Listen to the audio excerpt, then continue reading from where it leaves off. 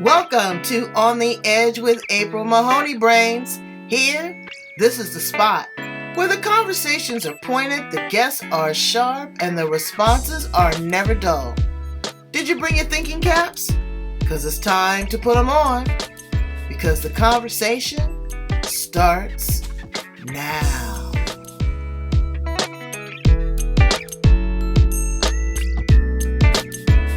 A good cook, Charlene Fuller. I love to cook. I got that from my mom. I love to eat too. You can see all this, huh? Do you have a signature cocktail? Do you drink libation? I would probably go a mocktail with elderflower in it. Elderflower. Yeah. Turn me on to that. What is that? It's a British flower. You can actually buy a cordial that's elderflower. It's very much a British thing. Yeah. Okay, so what do? You make your tea and you put this flower in it? Yeah, you can have elderflower tea, cold tea with elderflower in it, or rose petals in it, and yeah, does it give you a little buzz, or is it just a nice flavor? It's beautiful flavor and it's relaxing. Yeah. Really? Yeah. Elderflower. I'm gonna see if I can find that here in the US. If not, you got to send it up. Yeah, look for elderflower. It's beautiful. And I love rose as well, like the taste of rose, like when you get a rose lassi at Indian restaurants, like the rose is just, yeah, I love that too. So really? Okay, well, I'm going to try you should look that up, April. I'm gonna have some hot apple cider with a shot of cognac in it. Okay. And a slice of orange and a cinnamon stick. Oh, delicious. I was in LA like probably a long time ago, and I remember it was around Christmas about this time, and we had, it must have been hot apple cider in the hotel, and it was delicious. It was, but you got, but see me, I got to kick it up a notch. But no, it was lovely because I went to Steamboat Springs, and I love your food as well. Yeah. So yeah, we have a lot of good food, a lot of fat and cholesterol. But I am so glad that you're here with me, Charlene Fuller, all the way from Australia. What part of Australia are you in, Queen? I'm from Melbourne. Melbourne. Which is Melbourne. Originally from New South Wales. New South Wales. So you moved from Europe to Australia. Oh no, I moved from Port Macquarie, which is New South Wales, down to Melbourne. So interstate. Oh yeah, okay. So in New South Wales, I'm sorry, that is in Australia. So what's it like there? Do you like living where you're living at now? You like Melbourne? I do love Melbourne, yes. Yeah. But you guys get some rain there that's treacherous. Only this year. At the moment, it's beautiful and sunny outside. Absolutely gorgeous outside. So it's your summer? It's our summer. Just got into our summer 2 days ago. Well, it's our winter here. You're getting into I saw Boston and everybody's all rugged up. Everybody, yeah, but I'm in California and we're like the Native Americans. We are dancing and chanting for rain. We don't get a lot of rain. I saw, because I watch LA Flights, which is a plane spotting on YouTube, which they do from LA, and it looks really misty today. He actually did a pop-up session today, streaming session. So I saw LA from today this morning, and it looks pretty misty. Yeah. Well, Brains, you got an opportunity to meet me and my upcoming guests right here on the edge. Hello, Brains. I changed the postcard. I was looking for a little vivation. You know, it was white, now it's green, okay? Green is my favorite color. And I want you to help me welcome Charlene Fuller here on the edge. She's a brilliant woman, and she's a nurse. One of my favorite people on the planet. I tell you all the time, that is a job that is not respected the way that it should be. Those are earth angels to take care of you when you're sick, take care of your baby, put up with your nonsense, be responsible for your medication, you know. But she's also nursing hearts. She's working with individuals because she's overcome domestic violence and she's done the inner work. And that's a lot too, you know. And I say this kind of snarkily, but you've been working all day getting the abuse from this, and then you got to go home and put up with some joker. You know, it's just not fair. But what she's helped us do is overcome and adapt. And I'm so glad that she's here to tell us about her story and the work that she's doing. Brains, help me welcome her to the edge. There she is, Charlene Fuller. How are you, beautiful? I'm very well. Thank you, April. And thank you for your lovely introduction. Oh, yeah. So much warmth. I love just talking to you, and Brains, I like you to get to know her personally, because she's going to be working with you. She's not going to just be the person at your bedside. So tell us a little bit about you, Charlene, and how you show up in the world. How I show up in the world today, I show up totally different than what I did years ago. Today, I show up authentically me. I'm not perfect, but with a smile and always with a positive energy and attitude, and there to help people as well as myself. So it's just to give. The feeling of giving, I think, is very important in our world and culture. It is. And you have to decide on what you're seeking in life. Yeah. What fulfills you? What makes you happy? A lot of people don't know that, and again, I always have to get snarky again with that authentic, because sometimes you just can't let people see you with no makeup on and your teeth out, your hair all over your head, and just see your raw emotion. So you have to temper that sometimes. What would you say to the person that kind of needs to temper their authenticity?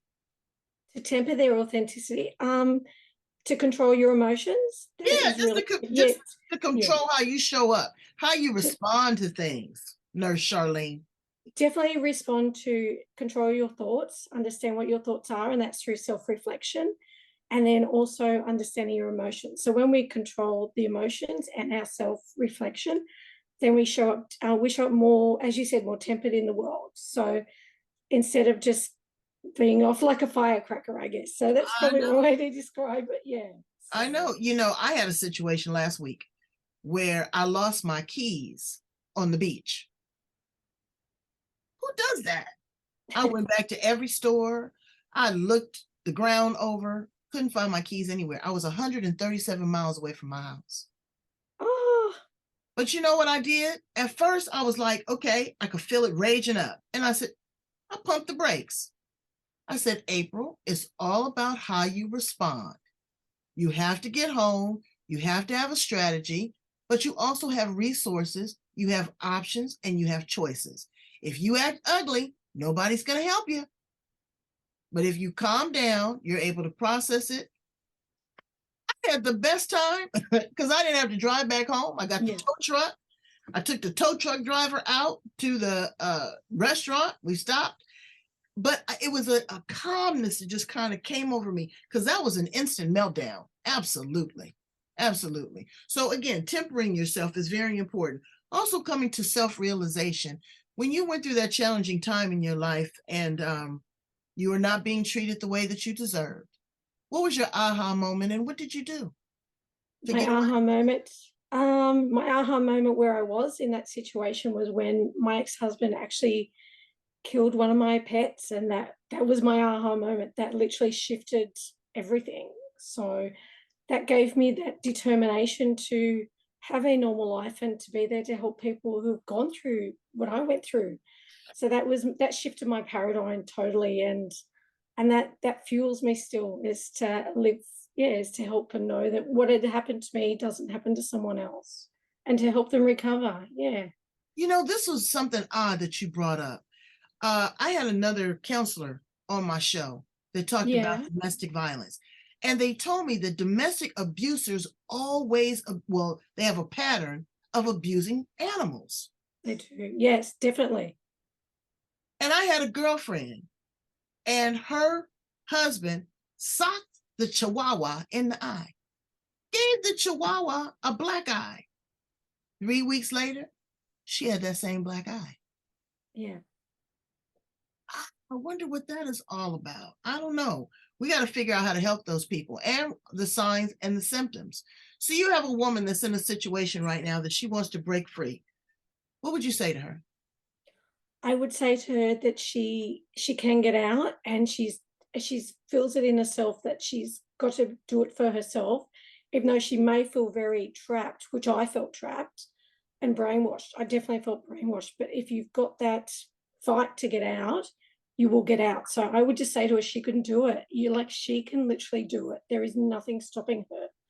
And when she gets out, she can achieve anything she wants. I mean, I was living on a cup of soup a day, like when I left. And now I'm like, wow. I've got back to where I am. I mean, nothing's perfect at the moment. I always work on myself, but I mean, I'm working in pathology. I've started Destiny Within, and I just feel that you can recover, and you do the inner work, and it just gives you like a whole new world. And I mean, if I hadn't done this inner work, I never would have met you, April. So, oh my goodness. Well, I'm telling you, that's almost as good as the food we were talking about a few minutes ago. Thank you so much. I appreciate the compliment. Do you have children? No, unfortunately, from what I went through, I was unable to due to the stress level. So yes, Well, you are the mother to many. Okay. yes. You are the mother to many. That nursing is no joke. My girlfriend told me how one of her patients bit her. I would have been through. I've had a lot of unfortunate incidents at work. I'll just yeah, definitely. It's yeah. I've had my hand grabbed. Tell me the best part about nursing. What just lights you up? Why do you keep doing it? Is it the paycheck or I would say I actually had a moment last week with a patient because I do pathology as well, and I was mentioning obviously this sort of work that I do as well, and her face just lit up like smiling, and that was it. That made me feel so good, and just to see someone smile is my yeah, that just fills my heart up, and I know that they've had that aha moment, and yeah, it just lights me up, and I'm absolutely? doing good. Yeah. Absolutely. Well, you're looking good. Tell me about Destiny Within. What is that about? Destiny Within is about inner work and empowerment and also transformation. So Destiny Within is my coaching sessions. I do 6, 8, and 12 sessions, and I also have lots of little things where I do accountability sessions on call if in the sessions as well for the 6 to 8 weeks, how many sessions people want, and also self-love affirmations. So if someone was to join and I become their coach, then literally every day I would send them a self-love affirmation and self-action. So I believe that self-love and self-action is part of self-empowerment as well, because that's knowing our worth. So that's a lot of what Destiny Within is, also for the person healing their self-worth and inner working wounds that you have from being through a domestic violence. As I had no self-worth, I had no self-love, no self-understanding, and a lot of it's self-reflection. So working through that with me, that's what I help people achieve, and to help them achieve their dreams. So it's one step at a time, but every step is a big step, and I celebrate every win with all my clients. Every small win is a big win to me. So yeah. Well, can I ask you a personal question? Yeah, sure. Your relationship with your ex spouse, do you think that some of that might have been generational trauma, epigenetic, something that your mother might have experienced or that you weren't able to break through, or maybe he had mommy issues, something that he went through? I definitely agree that he was narcissistic, so he obviously had mummy issues with that, but definitely it was generational as well. I believe it can go back 3 generations. So Can. that's what I've helped heal as well inside myself, is held 3 generations back. And I feel that means a lot to me with my mum as well, because I've healed her wounds. So, Oh, which, that's a yeah, blessing. That was a yeah. blessing. My mother had some wounds, but my mother was a fighter. She was like, oh hell no. I can She, relate to that. My mother and grandmother were the same. Yeah, it was she said, resilient, I'm not strong, gonna resilient. yeah, she said, I'm not gonna relive that, and nor are you. Here, let me Yeah. tell you what happened. Let me tell you how to dodge that bullet. And that's what I did with my daughter. So I've been very fortunate in my life. That I had a boyfriend one time that slapped me, and I saw stars. I was like, uh, that will never happen again. Never happen again. Because I knew that there was something in me that I probably would have been in jail. I can totally relate. I feel really lucky. My mother instilled in me no one would hit me, and my ex-husband actually did raise his fist to me, and I turned around and said no, because of my mother had instilled that in me. And when I said no, he pushed away straight away. It was like, Exactly. yeah, You have to defend yourself, but also strategically. Like you said, you were brainwashed. What do you mean by yeah. that? They actually, when I first met him, he was totally loving, caring. I believe there was love bombing involved, from what I understand now. Because when I met him, there was no information that was out there like there is now. No, no, no. You And said it was love what? love bombing. What's that?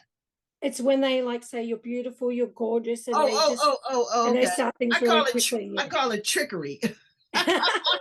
Same thing, yeah. Okay, love bombing. Okay. And then after we got, and slowly as we started dating, he slowly chipped away at my personality and my self-esteem and would say lies. And in the end, I found out he was a pathological liar as well. So yeah, so it's a slow process, and you don't know until you're actually in the middle of it that you're in the middle of an abusive relationship. And it was only through Right.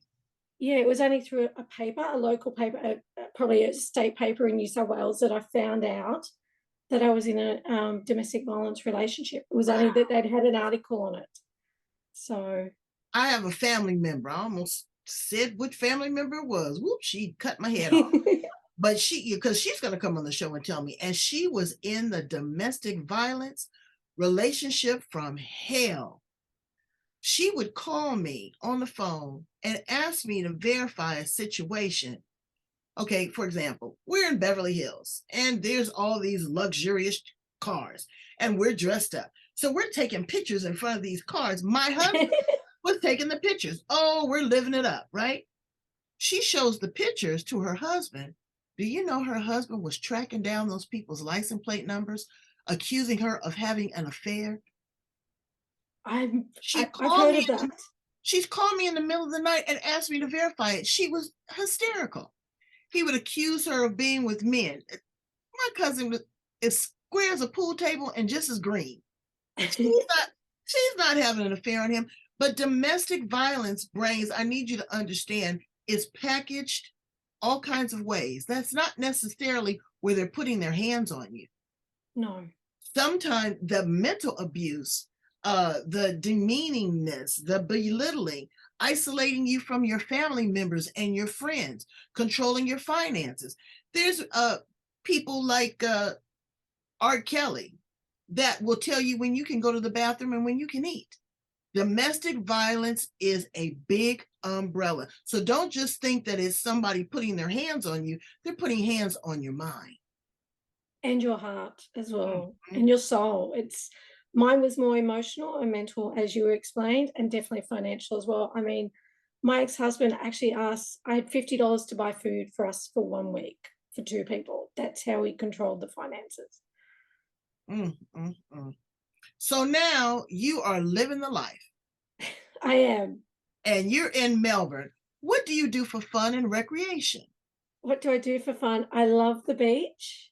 I love cooking, and I love reading, and I'm always reading, and I love the movies. So, and music as well. Music is for my soul, and getting out and meeting people, just all those things. Absolutely, I love. It just fills my heart so much, and also helping people and going to meet up groups, and yeah, I feel life is multi-dimensional and just enjoying all of life.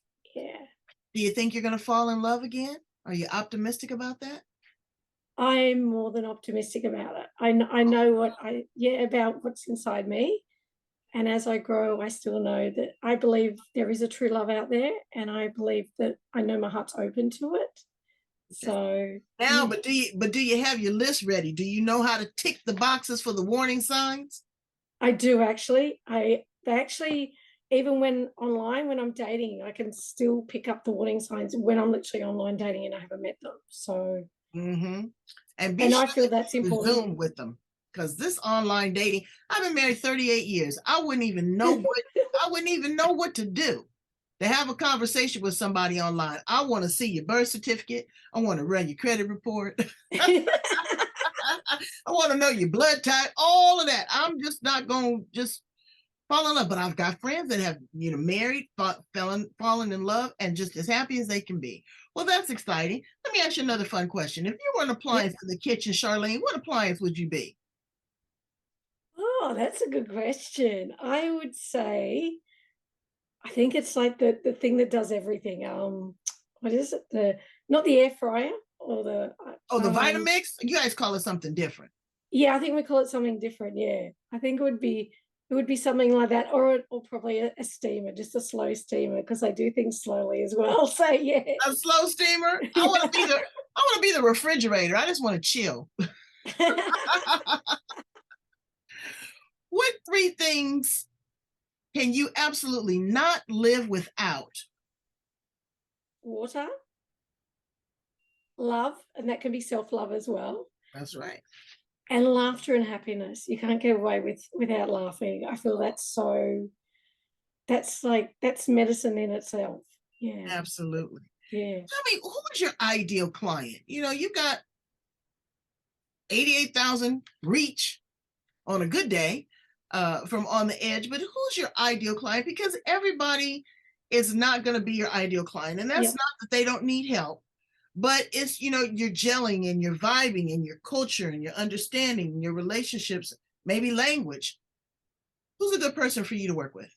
I'd say someone who's open to coaching, someone who is open to themselves, and they're open to understanding and to grow and be open to the inner work, and they're open to do the work in themselves, because sometimes it's not pretty, sometimes it's raw, and it can be quite painful. And they're also open to show up, and they've got accountability to themselves when they show up for every session. So, and they have that long-term goal to be that best version for themselves, because it's about doing it for themselves, not for me, not for a relationship, because I was, coming out of a relationship, and they don't have to be perfect, but just to show up for themselves when they show up with me is the best client. All right. Well, Brains, you got to show up so you can show out, but you have to do the inner work. And that responsibility is not on Charlene, it's on you. It's like you go, the teacher gives you the lesson in class, but you got to go and do the homework. And the self-realization, I think it's, we make it sound kind of easy, but it's not easy, because if you never knew what love was, or you've never felt it, it's so foreign to you. It's like going to a country and you can't speak the language. It's so foreign to you. And then you have to settle into that. And then you have to get comfortable with it. And then you have to accept responsibility and also set boundaries. So it's a lot of work. It's a lot of work. And if you can, crack that shell within, 6 sessions, 8 sessions, 12 sessions, you're on the road to recovery. Absolutely. Absolutely. Share some success stories, a couple success stories that you've had with a couple of your clients.